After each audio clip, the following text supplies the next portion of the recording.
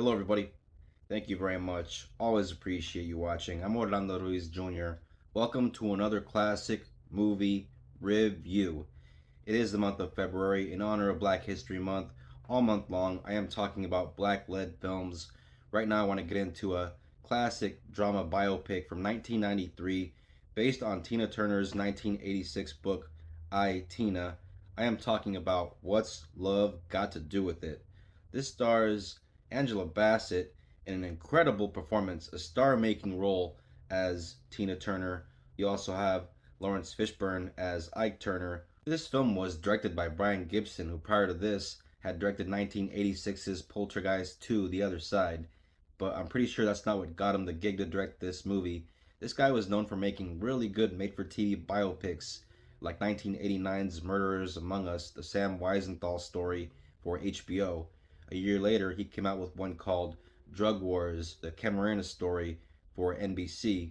And then in 91, there was the Josephine Baker story, another one for HBO. And I think that last one was the clincher. This film chronicles the life, personal struggles, and career of the late great Tina Turner in a depiction that feels very raw, very unflinching at times, but also, as Hollywood tends to do, some things are exaggerated for a dramatic effect, but nevertheless, this is a very entertaining, very mesmerizing, and most importantly, unforgettable film. You have Angela Bassett as Tina Turner, who gives one of the best performances of her career in this film. At the very beginning of the movie, we meet her character as a child when we see her singing in a church. In her very humble beginnings in the 1950s in Nutbush, Tennessee, in the opening moments of the film, right away we know that little Anna Mae Bullock, who would grow up to be Tina Turner, wasn't just a natural singer who had music a part of her life at a very young age, but abuse was also a big part of her life at a very young age since her mother had to endure it at the hands of Anna Mae's father. And we see Anna Mae's mother leaving home, leaving her with her grandma to raise her, taking her older sister with her. And so she's raised by her grandmother.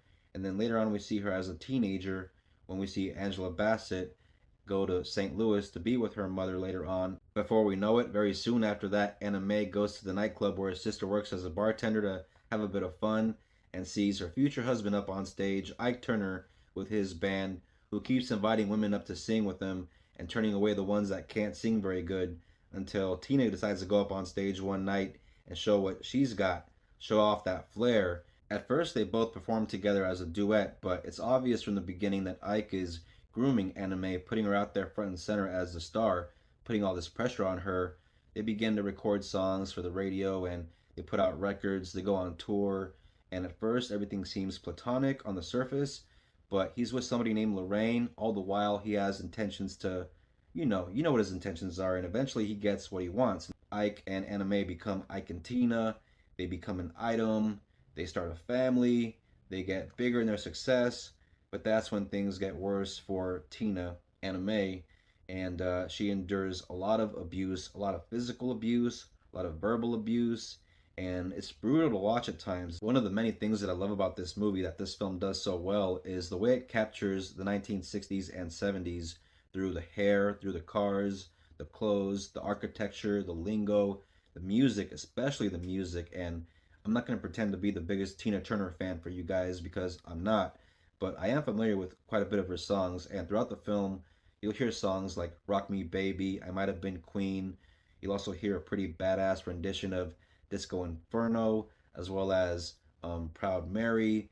You'll also hear the title song, a song called I Don't Want to Fight, Fool for Love. For all the musical performances that you see in the film, for anyone that's seen the real Tina Turner on stage or in videos or whatever, you'll definitely notice that Angela Bassett worked her ass off to get that choreography right.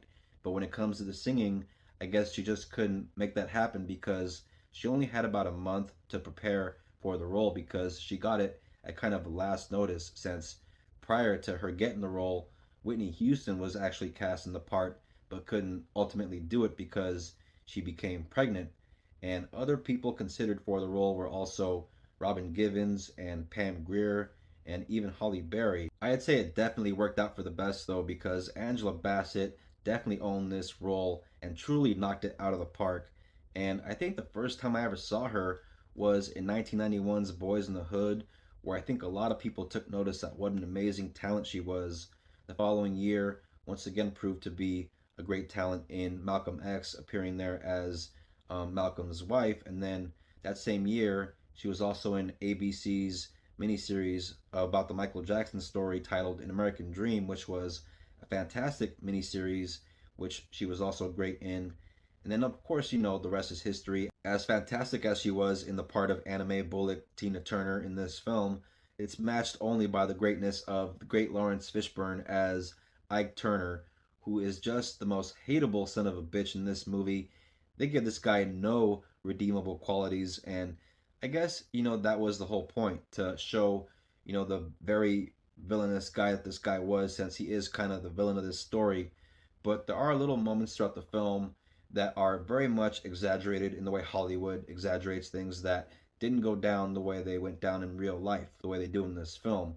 Like, for example, they make him look like a real shit in the moment where Lorraine shows up to drop off two kids at their house, and she's like, I'm just leaving the kids with you. But I guess in real life, she was just like, you know what?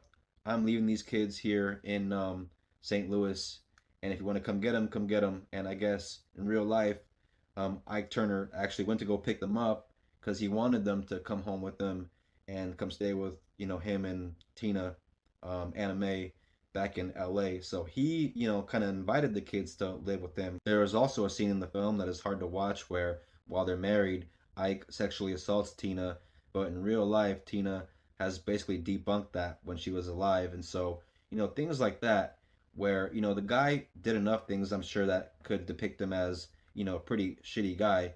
I'm sure a lot of the beatings were enough. They didn't have to go that extra mile, but it's like the filmmakers wanted to go the extra mile to ensure that the audience truly hated his guts. And so, again, it's Hollywood. They're going to do what Hollywood does. They're going to exaggerate certain things.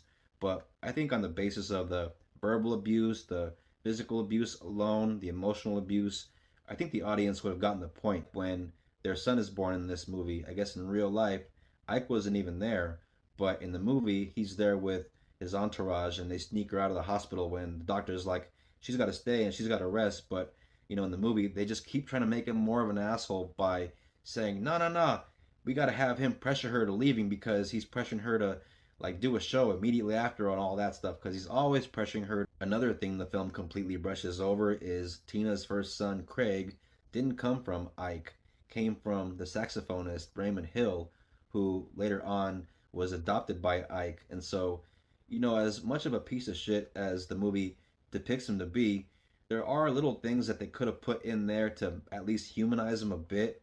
And I understand that was Lawrence Fishburne's main concern when he turned this part down like 5 times before he was finally convinced that they were going to at least try to humanize him somewhat. But if you watch the movie, they don't do that good of a job at doing that. But at least you get one hell of a performance from Lawrence Fishburne and, of course, Angela Bassett. But yeah, little things, little historical inaccuracies. Like in 1968, they have her performing Proud Mary, but in fact, Creedence Clearwater Revival didn't come out with that song until 1969, the following year. And so, if you're a stickler for things like that, you'll notice stuff like that. But again, the movie is awesome. The movie is, very well made. It's just a well done story, well done filmmaking, and yeah, great music, great performances. If you're a fan of biopics, I highly recommend you check this out because it's terrific. I give it 4 stars. You got to check this out if you're a fan of biopics or just a good drama or just great acting. But yeah, 1993's What's Love Got to Do with It? It's a 90s classic. Thank you all very much for watching this classic movie review. I always appreciate it. If you're into the classics, if you're into movies, if you're into this kind of thing, if you're new to the channel, subscribe, hit the bell for notifications for more reviews coming out from me very soon. If you are a returning viewer, thank you very much for watching.